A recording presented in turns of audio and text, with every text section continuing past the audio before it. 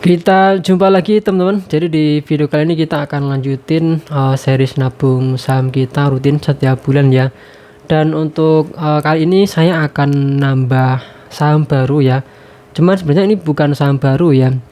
Sebenarnya dulu itu saya punya saham ini, terus saya jual. Jadi hari ini saya akan beli karena ini saya suka dengan saham ini ya.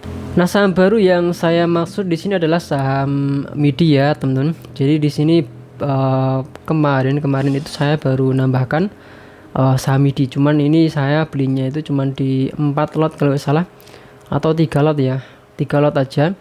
Dari sebelumnya kan saya punya trading balance sekitar 140 ribuan, itu saya beli semuanya untuk MIDI. Jadi dapatnya cuma 3 lot ya. Jadi di sini saya sudah siapkan lagi 500.000 lagi untuk nambah lagi. Yang mana ini nanti akan saya belikan semua aja untuk saham MIDI ya. Karena kalau kita lihat di sini MIDI yang paling kecil cuma 100 ribuan, kalau yang lain ini sampai sejutaan ya. Jadi langsung aja nanti kita akan beli semuanya, kita all in. Nah ini dia, jadi sebelumnya itu saya punya saham MIDI ya. Saham MIDI di bulan Mei 2025 kemarin itu saya jual dengan keuntungan di 2%. Ini saya jual karena dulu itu sudah keluar dari saham syariah. Nah, sekarang dia sudah balik lagi ke saham syariah. Jadi di sini saya akan putuskan untuk membeli saham ini lagi. Nanti saya jelaskan kenapa saya suka saham MIDI ini. Ini kita beli dulu ya. Untuk sekarang harganya kalau kita lihat di sini sekarang di 410 ya. Kalau kita tarik di 1 tahun terakhir ini flat ya. Jadi nggak gerak ya. Jadi dulu 1 tahun terakhir itu 1 tahun yang lalu itu harganya 410 dan sekarang harganya di 410. Nah, sebelumnya itu kalau melakukan pembelian yang bagus itu di harga kemarin ya di bulan Maret itu sampai menyentuh di 280-an. Itu adalah pembelian yang bagus. Cuman dulu saya itu nggak lihat ini ya, karena kan dulu itu kalau nggak salah sudah nggak syariah. Nah, ini sekarang sudah syariah, jadi di sini balik lagi syariah ya. Jadi di sini akan saya beli lagi. Untuk sekarang sih harga di 410 ya, saya nggak tahu ya untuk valuasinya ini mahal atau enggak. Tapi yang jelas karena di sini saya itu mainnya dividend investing, saya berharap untuk mendapatkan dividen bukan dari capital gain. Jadi ya saya nggak mandang valuasinya sih ya. Jadi ya saya langsung beli aja untuk investasi jangka panjang. Langsung aja kita melakukan pembelian ya. Kita klik beli dan di sini saya akan beli di harga kanan ya, harga kanan di 412. Jadi di sini sudah benar 412. Kita akan 100% ya, dapatnya berapa di 495. Nanti mungkin bakalan nyisa ya, dan di sini kita dapat lot 12 lot ya. Jadi kita akan dapat 12 lot dan di sini expire-nya kita good for day aja karena ini nanti kan bursanya buka ya. Jadi di sini hari ini kan bursanya buka, jadi kita pilih yang ini aja. Kalau misalnya sedang libur ya kita pilih yang bawah good till cancel. Jadi kita pilih good for day aja di sini. Karena sudah pasti dapat lah nanti ya. Karena kita belinya di yang kanan ya, di bagian di penawaran. Jadi sudah benar ya, 100% di sini dapatnya 12 slot, harganya di 412. Kita langsung aja klik buy. Kita klik confirm dan kita klik selesai. Dan di sini masih pending ya karena belum buka bursanya, masih istirahat.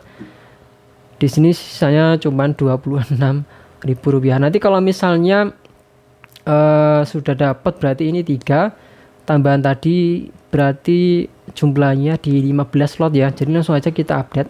Kita tambahkan lagi ya di sini. Jadi MIDI. Terus di sini harganya di 410 bener ya. Dan di sini kita masukin jumlah lot yang kita punya, berarti nanti harusnya 15 lot. Dan di sini kita coba lihat nanti kita, nah ini dia, jadi jumlah nilainya itu di 615. Jadi di sini kita langsung update. Sekarang total portofolio saya itu di 9,9 juta. Kurang dikit banget ya, sampai 10 kepala 10 juta. Jadi nggak masalah, kita akan update nya itu di 9,9 aja. Kita ke hasil 1, kita masukin 9.900.000 rupiah seperti ini. Jadi untuk bulan Juli ini kita sudah nabung ya, nabung saham 500.000. Jadi totalnya di 9.900.000 rupiah. Nanti kita akan nantikan berapa dividen yang akan kita terima untuk bulan Juli. Tentu saja nanti akan saya review di awal bulan Agustus 2025. Nah, kenapa sih di sini saya itu suka dengan saham MIDI ini? Jadi yang pertama ya, saham MIDI ini dari model bisnisnya saya itu suka ya. Jadi di sini karena saya itu dividend investing, otomatis investasinya itu jangka panjang. Jadi saya itu cari bisnis modelnya itu yang bisa bertahan jangka panjang. Contohnya kalau di MIDI ini kan dia jualan ya, atau retail gitu. Dia kan jualan, yang dijual itu bahan-bahan pokok kebutuhan manusia kayak makanan, minuman, dan lain sebagainya. Itu kan dibutuhkan banyak orang ya, dibutuhkan orang. Jadi di sini otomatis bisnis seperti ini itu akan bertahan jangka panjang, akan selalu dibutuhkan. Kemudian yang kedua ini adalah dari segi pendapatan ya. Dari segi pendapatan MIDI ini kalau kita lihat dalam tren waktu dari tahun ke tahun itu selalu bertumbuh. Teman bisa lihat di sini ya, ini dari pendapatan MIDI. Contohnya di tahun 2016 ya, ini datanya di Stockbit 2016 itu di 196 M ya. Kalau di 2017 itu memang turun di 103 M. Ini net income-nya ya.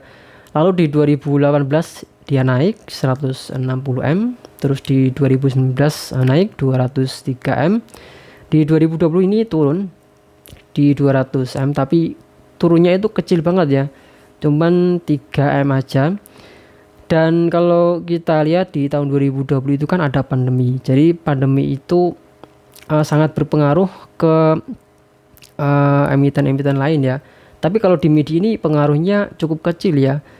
Dan terus di tahun 2021 dia tumbuh 275, 2022 tumbuh lagi di 400 M, terus 2023 di 517 M, 2024 di sini juga bertumbuh lagi 546 M. Lalu untuk di tahun 2025 untuk kuartal pertama itu di 190 M. Itu lebih besar daripada kuartal 1 di tahun 2024 yang cuma 160 M. Jadi di sini pendapatan dari saham MIDI ini dari tahun ke tahun itu terus bertumbuh. Dan yang nah hasilnya gimana kalau misalnya net income-nya terus bertumbuh? Jadi dari dividennya itu dia terus bertumbuh juga. Nah, ini yang ketiga. Jadi karena di sini saya itu mainnya dividend investing, otomatis saya mengharapkan dividen ya. Dari pembagian hasil dari dividen untuk saham MIDI itu juga cukup bagus. Dari tahun ke tahun itu dia rutin membagikan dividen. Kita coba lihat untuk riwayatnya ya. Ini adalah annual report dari Alpha MIDI untuk tahun 2024 ya. Di sini kita lihat untuk pembagian dividen dari tahun 2015 sampai 2023 ini terus bertumbuh. Jumlah dividen yang dibagikan per juta ya, ini ya 43 M 2015 untuk buku dari 2015 ya.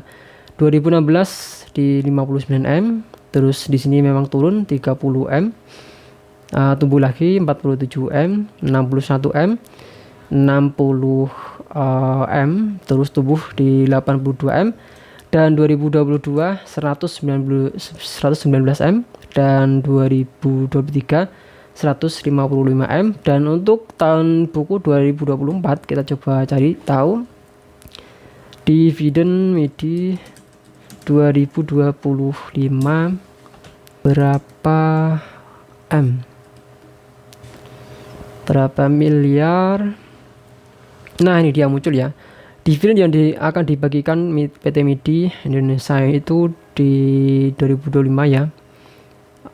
Tahun bukunya sih seharusnya 2024 ya, adalah yang dibagikan di tahun 2025 itu sebesar 245 M, atau per lembarannya itu di 7,3 per lembar saham, teman-teman. Jadi di sini saham MIDI ini membagikan dividen yang terus bertumbuh dari tahun ke tahun.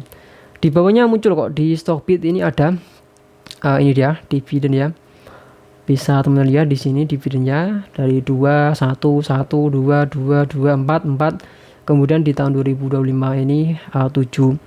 Dan kalau kita lihat dari payout rasionya itu di bawah 50 ya. Bahkan di angka 30-an persen. Meskipun dari segi dividen yieldnya ini kecil ya. Kita coba lihat di sini ada dividen yieldnya itu cuma 1,7% aja. Tapi kalau misalnya dia terus menumbuhkan dividennya, jadi di sini saya bisa dapat dividen yield yang lebih besar. Kalau misalnya saya nabung saham atau membeli sahamnya itu dalam jangka waktu yang panjang gitu. Di sini itu saya pilih sahamnya untuk dividen investing itu bukan cari dividen yield yang besar ya. Tapi itu saya cari itu yang bisnis modelnya yang bisa bertahan lama. Kemudian dari pendapatan yang terus bertumbuh. Kemudian yang ketiga ini rutin bagian dividen dan dividennya itu ditingkatkan dari tahun ke tahun. Contohnya kayak SMSM, TSPC, Auto dan juga BRIS ini ya. Ini BRIS juga sekarang dividennya kecil ya. Tapi kalau kita lihat dari pendapatan yang terus bertumbuh, otomatis nanti kita bisa dapat dividen yang lebih besar lagi. Untuk sekarang portofolio saya floating profit ya, cuman kecil banget di 0,34%, tapi gak masalah. Kemudian BRIS di 5% floating profit, Auto ini yang masih minus ya di 3%-an, TSPC juga minus di 5%-an, SMSM 5% floating profit, dan MIDI ini ya masih saham baru ya, jadi di sini masih merah. Nah kalau untuk saham AS-nya ini bagus banget ya. Kita coba lihat di bagian aset. Bahkan di sini untuk floating profit dalam bentuk rupiahnya itu di 468 rupiah. Ini juga dibantu dengan kursnya ya. Kita coba lihat di sini kursnya itu naik ya.